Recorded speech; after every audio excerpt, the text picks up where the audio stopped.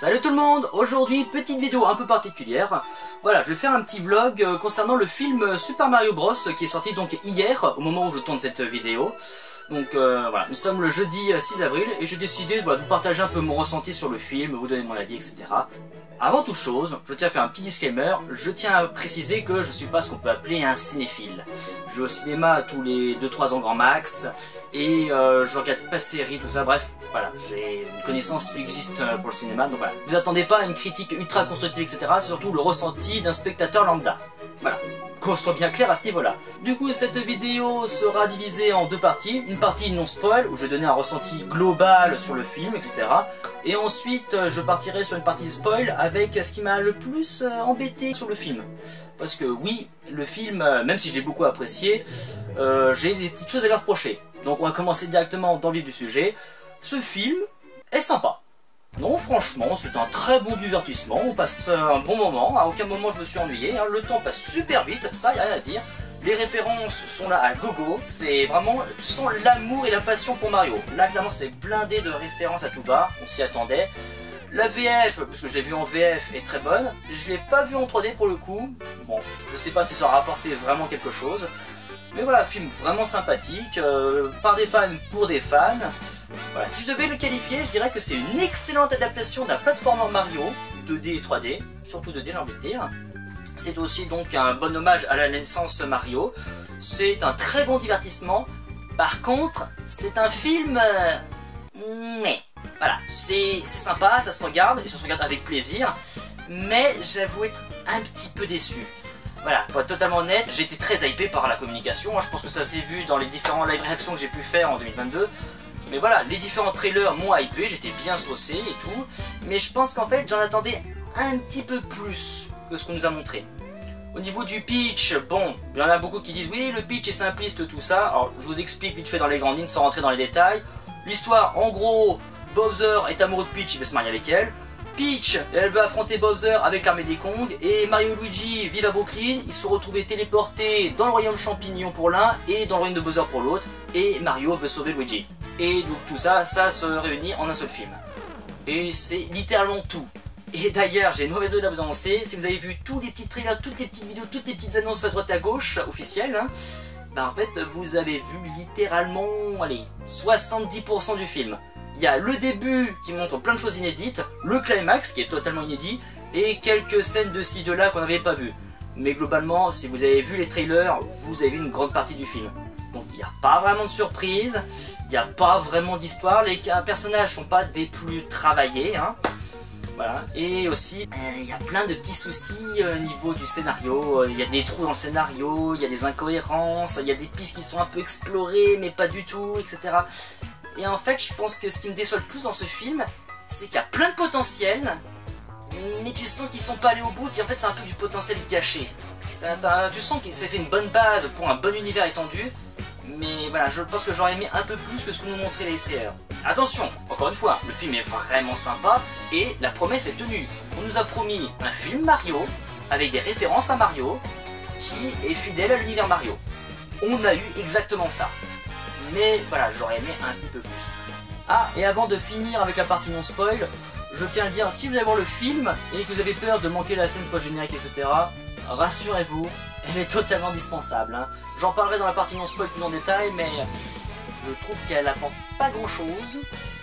Et franchement, si vous la voyez pas, vous n'allez pas manquer grand-chose. Et si jamais vous la voyez, bah écoutez, vous aurez vu quelques secondes en plus, voilà.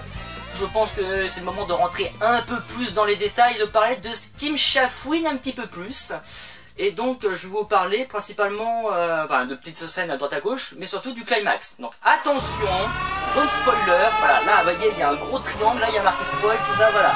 Vous êtes au courant, là vous pouvez pas dire que je vous ai pas prévenu. Donc si vous voulez pas vous faire spoiler et voir du coup le film tout découvrir, bah allez-y, allez au ciné, hein.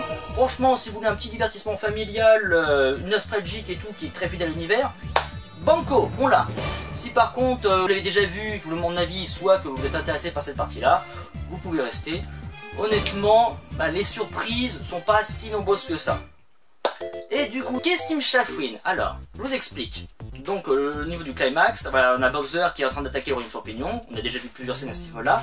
Et au bout d'un moment, Bowser est très mécontent et il décide de balancer son gros Big Bourrin. Voilà, on voit vite fait dans le tout premier trailer un Big Bourrin qui poursuit Mario en Tanuki.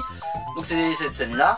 Et Mario, pour se débarrasser donc ce Big Bourrin, l'emmène dans le tuyau qu'il a téléporté de Brooklyn jusqu'au royaume champignon. Et donc le Big Bourrin rentre dans le tuyau et il explose à l'intérieur, dans l'espèce de tuyau dans le nuage spatio-temporel qu'on a déjà vu dans quelques scènes. Ok, donc ce qui provoque du coup une énorme explosion. Voilà, ça, je sais pas si je vous l'ai dit, mais le Big Bourrin c'est l'équivalent d'une ogive thermonucléaire. Et en fait, en explosant à l'intérieur du portail spatio-temporel, eh bien ça provoque une énorme catastrophe. Et du coup, une partie du royaume champignon ainsi que la plateforme volante de Bowser sont aspirés à Brooklyn. Donc le climax se passe à Brooklyn. Et on a l'armée de Bowser ainsi que la princesse Peach et d'autres personnages qui se retrouvent téléportés dans Brooklyn. Et j'avoue que ce moment, quand j'avais vu ça, je me dis ah d'accord, est-ce qu'en fait ça va être une fusion des univers? Est-ce que ça va permettre de justifier qu'il y ait des personnages pour d'autres licences Nintendo qui se retrouvent là? Est-ce que ça va être comme ça que va être créé New Donk City? Est-ce qu'en fait New Donk City, c'est qu'en fusionnant Brooklyn et le royaume champignon, ça a donné New Donk City? Non. C'est juste royaume de Bowser qui se retrouve à Brooklyn. Voilà. Et c'est juste ça. Et c'est un petit peu décevant. Alors j'aurais aimé qu'ils aillent un peu plus loin avec cette idée de spatio-temporel, tout ça, cette idée de réunification. Et du coup on a un peu un cliché aussi qui amène ça, c'est que Mario bat Bowser, hein, grâce à la super étoile. Bowser a pu l'utiliser avant, mais bon, on connaît Bowser, hein. Il a tendance à se mettre lui-même des bâtons dans les roues. Mais voilà, Mario donc et Luigi battent Bowser et tout le monde les traite comme les sauveurs de Brooklyn, sauf que techniquement Brooklyn n'était pas en danger avant que Mario fasse téléporter le royaume de Bowser en fait. C'est Mario qui a mis le danger dans Brooklyn. Donc je trouve ça un peu rigolo qu'on les acclame comme des héros alors que c'est eux qui ont foutu la merde.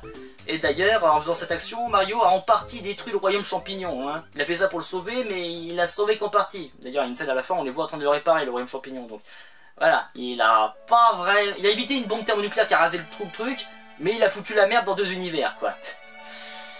Mais voilà.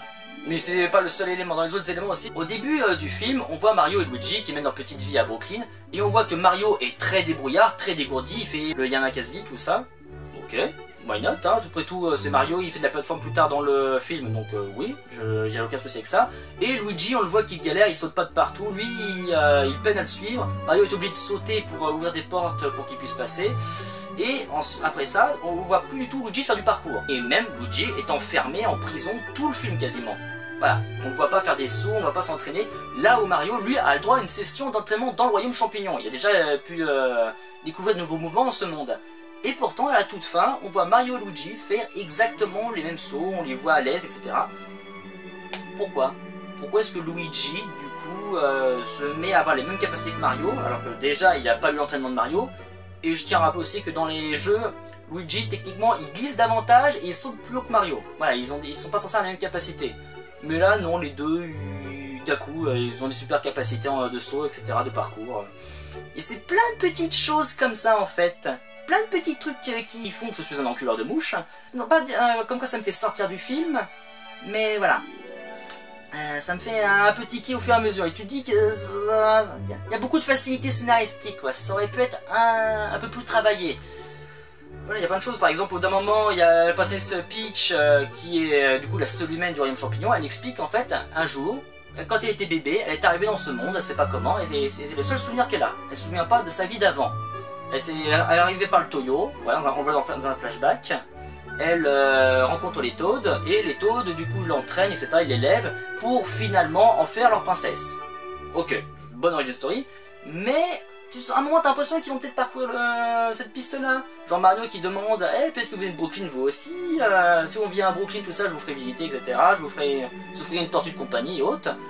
À la fin ils sont à Brooklyn et ça s'arrête là. Voilà, c'est-à-dire qu'en fait, l'arc Princess Peach, voilà, on mentionne ça, ça peut faire une piste pour un autre film, mais c'est tout. Ça va pas plus loin, et il y a plein de choses comme ça. On peut aussi parler de Bowser, hein, Bowser donc, qui assassine Cool au tout début du film. Voilà, vous vous rappelez le tout premier trailer? Eh bien, c'est littéralement la scène d'intro du film. J'ai vu quelqu'un sur Twitter qui avait dit que le film, ce serait d'abord cette scène-là, et ensuite le passage de la pub de Mario Bros. C'est littéralement ça, il est visionnaire le mec. Mais voilà, donc Bowser a cette scène ultra cool au début où il défonce tout avec quasiment lui tout seul. À la fin, Bowser il combat Mario, etc. Il fout une branlée à tout le monde. Et au milieu, Bowser, il est là pour faire de la figuration. C'est-à-dire qu'à part dire qu'il est amoureux de Peach, qu'il veut se marier avec Peach et faire du piano, voilà. Bowser, en fait, tu ne vois pas faire des trucs cool ou autre, tu vois pas... Tu vois vraiment le côté un peu lourd de Bowser, tu vois pas le côté méchant, le gros bad guy. Il manque d'approfondissement.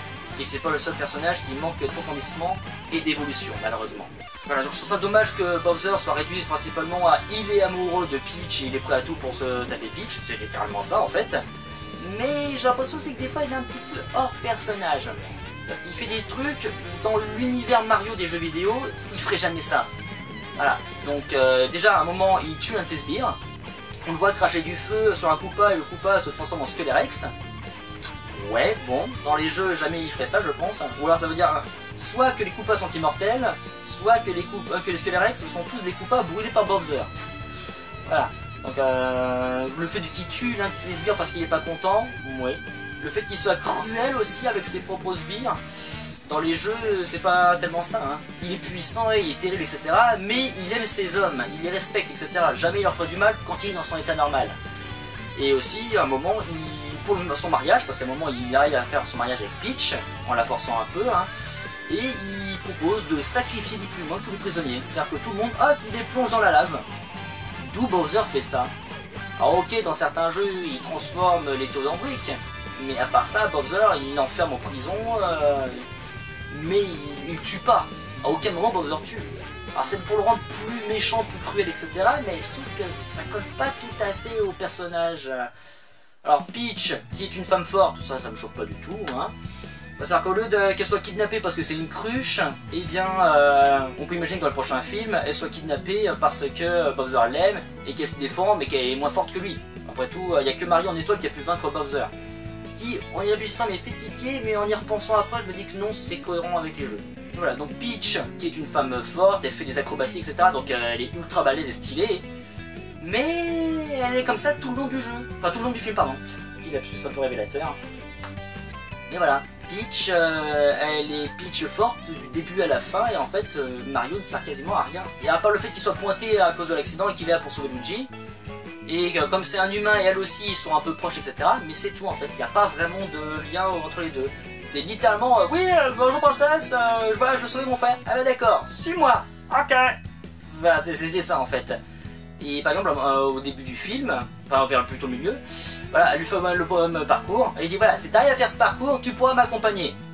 Il n'arrive pas à faire le parcours, il galère, il passe une nuit complète avec un training montage à s'entraîner et à la fin il manque de peu l'arrivée. Et du coup tu te poses la question, mais pourquoi est-ce que Peach se l'embarque? Le mec il est moins fort qu'elle. Pourquoi est-ce qu'elle le prend avec lui alors que tout ce qu'elle veut c'est aller chez les Kong pour avoir leur armée? C'est littéralement sa seule mission. Voilà, elle sait que Bowser va arriver au royaume champignon et donc elle veut l'armée des Kong pour se protéger. Et Toad, c'est parce qu'il dit ouais je vais vous protéger, je suis un Toad vaillant, contrairement à tous les autres. Tous les autres c'est des grosses merdes, moi je suis vaillant. Donc allez, je t'embarque. Et Mario, voilà, tu sais pas, elle a décidé de le prendre. C'est dommage, ils auraient pu utiliser une histoire de prophétie ou autre. C'est cliché certes, mais le pire c'est que c'est le canon.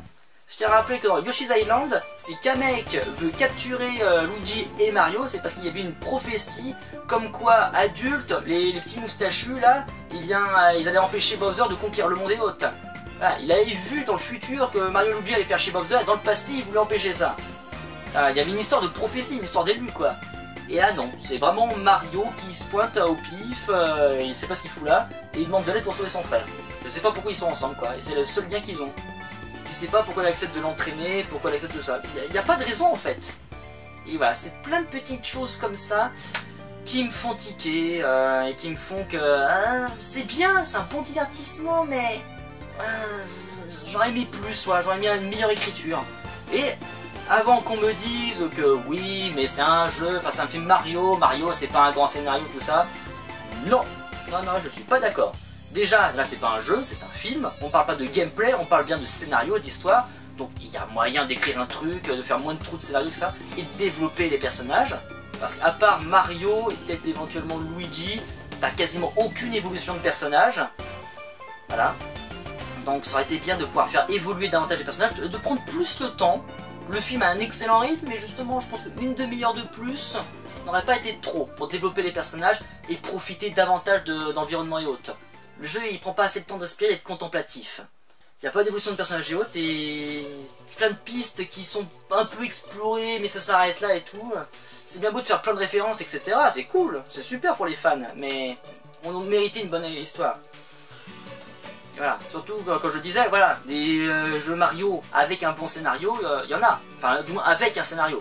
Déjà Mario Sunshine, c'est un Mario 3D, il y a une histoire, hein. Je tiens à rappeler qu'au début, on a Mario qui est accusé d'un crime qu'il n'a pas commis. Ensuite, on découvre Anti-Mario. On découvre qu'Anti-Mario est le fils de Bowser et il prétend être le fils de Peach également. Peach est enlevé. Et à la fin, on découvre que Bowser était en vacances sur l'île et qu'il avait menti à son fils. C'est léger, certes, mais il y a une histoire, il y a un scénario, il y a quelque chose. Et puis, bien évidemment, les Mario RPG. Les Mario et Luigi et les Paper Mario. Il n'y a pas d'histoire là-dedans, peut-être? Voilà, il y a une histoire, il y a des péripéties, des plot twists, voilà, il se passe plein de choses. Il y a une écriture qui est en plus bien intéressante, voilà, c'est bien écrit et tout. Donc, je dis que, ouais, il aurait pu avoir une meilleure écriture pour Mario. Voilà, il y a aussi donc certains personnages qui sont un peu insupportables, genre Donkey Kong, c'est celui auquel je pense. Comme il évolue pas, mais qu'il est surtout arrogant, etc., Donkey Kong à la fin, t'en as un peu marre de lui. Tu te dis qu'il devrait se prendre plus de tarte dans la gueule, franchement, insupportable. Et pour finir sur les petites critiques, il y a également quelques musiques qui ont rien à foutre là. Les musiques sont excellentes, franchement les orchestrations des thèmes de Mario, mouah, bellissimo. Mais il y a 3-4 morceaux qui sont des musiques populaires qu'on a entendues et surentendues pour des trucs, ça n'a rien à foutre là. Genre quand t'as la musique de Mario et tout, les musiques épiques, et là d'un coup t'as I Need a Hero pour une session d'entraînement. Voilà, qu'est-ce que ça fout là? Et il y a d'autres musiques comme ça qui... j'ai plus la musique exacte en tête, c'est surtout la musique là qui m'a marqué. Mais voilà, ça sort un peu du film, parce que ça n'a rien à foutre là en fait. Si encore ça se passait à Brooklyn et autres, mais même pas, c'est au Royaume Champignon, au milieu de toutes les réorchestrations épiques, des thèmes de Mario qu'on connaît. Et c'est dommage, parce que franchement des thèmes il y en a plein, hein. Il y a des thèmes ultra connus et classiques qui datent il y a très longtemps, mais aussi des thèmes très récents. À un moment par exemple, j'ai entendu le thème quasiment tel quel de Bowser's Fury. Vous savez le moment où Bowser se transforme en Bowser's Fury et qu'il est en train de tout péter. La fameuse musique bien métal là. J'étais super surpris de l'entendre, j'étais très content. Mais voilà, plein de potentiel, un peu gâché, plein de petits trous, plein de petites incohérences, une écriture, tout ça qui font que... Tu peux pas dire que c'est un bon film, c'est pas un mauvais film, mais... Voilà, on peut faire un film familial d'animation avec de la profondeur, quoi. Les films Pixar et même DreamWorks et autres, il y a une double lecture, il y a plein de choses. Voilà, ça aurait pu être mieux. Et c'est ça en fait là, qui fait que je suis un peu déçu. Ça aurait pu être mieux, mais bon, bah voilà. Après, ne crachons pas dans la soupe, ne boudons pas notre plaisir, hein, ça reste un film qui est sympathique. Et pour conclure, on va conclure du coup ce petit vlog là, ce petit avis, avec la scène post-générique. On nous a vraiment survendu le truc. Hein. On est d'accord? La scène post-générique, elle n'apporte rien. Je pense qu'on est d'accord pour dire que cette scène, elle n'existerait pas, on vivrait très bien. J'en avais parlé du coup un petit peu plus tôt dans la partie non spoil, mais voilà, cette scène post-générique, c'est un œuf de Yoshi. Et voilà, enfin je veux dire, la façon dont on a vendu le truc, on dit oui, ça donne des implications, tout ça, ça peut ouvrir des portes et tout, et non, c'est un œuf de Yoshi. En fait, ça serait cool si on n'avait pas vu littéralement l'île des Yoshi avec plein de Yoshi. Du coup, vu qu'on a déjà vu l'île de Yoshi, voir un œuf de Yoshi, bah oui, bah il y a un œuf de Yoshi. Ça veut dire que quand il y aura une suite, si on a une, on verra très certainement Yoshi. Mais vous savez, des personnages très importants de l'univers de Mario qu'on n'a pas vu, il y en a plein. Yoshi, c'était évident que dans une suite on le verrait. Pareil pour Wario, à un moment on le verra très certainement. Il y a plein de personnages, Daisy, etc. Et voilà, la scène post-générique, c'est juste un œuf de Yoshi dans les égouts qui commence à éclore, et puis on entend le... Wouhou! Et bah oui, bah, il y aura Yoshi dans le prochain film. On s'en doute un peu. Voilà. En fait, il n'y aurait pas eu du tout de séquence avec l'île de Yoshi. Ok, là ça aurait été... Ah, et tu dis, oh, il y aura Yoshi dans le prochain film. Mais là, oui, bah on l'a vu qu'il y avait des Yoshi. J'ai même envie de dire, dans la scène, on voit un Yoshi violet qui voit Mario, il le remarque. Ils se voient tous les deux, quoi, donc... Là, il il y a déjà des Yoshi dans ce film. On les voit très vite, mais il y en a. Donc oui, c'est dommage, parce que là encore, niveau potentiel, il y avait tellement de possibilités, quoi. Ils auraient mis Harmony ou un autre Luma, hop, ça veut dire qu'il y aurait pu avoir Mario Galaxy, il y aurait pu avoir les planètes, etc. Ils auraient pu mettre une autre licence Nintendo, genre la fusion des univers causée par l'explosion, tout ça. Et on aurait pu avoir genre Kid Icarus, parce qu'on le voit à un moment dans le film, on est en train d'y jouer Mario. Et on aurait pu même avoir de King Toy, on pourrait faire n'importe quoi. Nintendo, ça aurait pu ouvrir la porte à Smash Bros. On aurait pu avoir effectivement Wario. Après tout, Wario est censé avoir connu Mario quand ils étaient petits. C'est dans le lore, c'est canon, hein. Ils étaient camarades de classe, et je crois que Mario embêtait Wario, un truc de genre. Bref, il y a une rivalité depuis qu'ils sont petits. Et Wario est jaloux de Mario. Il aurait pu y avoir un Wario qui apparaît, hein. Il aurait pu également y avoir le roi des criminels, King K. Rool. Voilà, parce qu'après tout, l'univers de Donkey Kong est canon. Donc on aurait pu se dire, voilà, Bowser a foutu la merde chez les Kong, et King K. Rool en profite pour se ramener et foutre la merde. Et du coup, ils doivent quitter l'île, enfin leur royaume pour aller sur l'île de Decay, tout ça, enfin... Il y avait plein de potentiel, avec plein de personnages, plein de voies possibles, et non, on a juste un œuf Yoshi. Mais voilà, c'était mon avis, vous pouvez ne pas être d'accord évidemment, hein, et je suis très certainement en train de chipoter sur des détails. Encore une fois, en tant que divertissement, c'est vraiment sympa, on voit pas le temps passer, c'est très fidèle à l'univers, etc. C'est vraiment très sympa, mais j'en ressors un peu déçu avec une sensation que, voilà, ça aurait pu être mieux. Donc voilà, je vous ai partagé mon avis, dites-moi ce que vous en pensez, votre avis, vous, est-ce que vous avez apprécié ou non, hein. Encore une fois, en dehors de cette petite déception, j'ai passé un très bon moment et j'ai vraiment apprécié le film, et sans aucun souci, je vais le regarder de nouveau, hein, franchement, mais voilà. Dites-moi ce que vous en pensez dans les commentaires sur le YouTube. Du coup, je vous rappelle les trucs habituels, hein. Si vous avez apprécié la vidéo, n'hésitez pas à me laisser un petit pouce bleu là, juste en bas, hein. Vous pouvez vous abonner si vous voulez voir d'autres vidéos. Je suis sur Twitch, donc si vous voulez voir des rediffusions, tout ça, les VOD, il y a plein de playlists à ce sujet. Donc voilà, n'hésitez pas. Voilà, le pouce bleu, le partage, voilà. Vous connaissez la chanson, je vous embête pas trop avec ça. Moi, je vous fais des gros bisous, et puis je vous dis à très vite pour d'autres diffusions sur YouTube et d'autres vidéos montées. Allez. Salut tout le monde! Passez une bonne journée!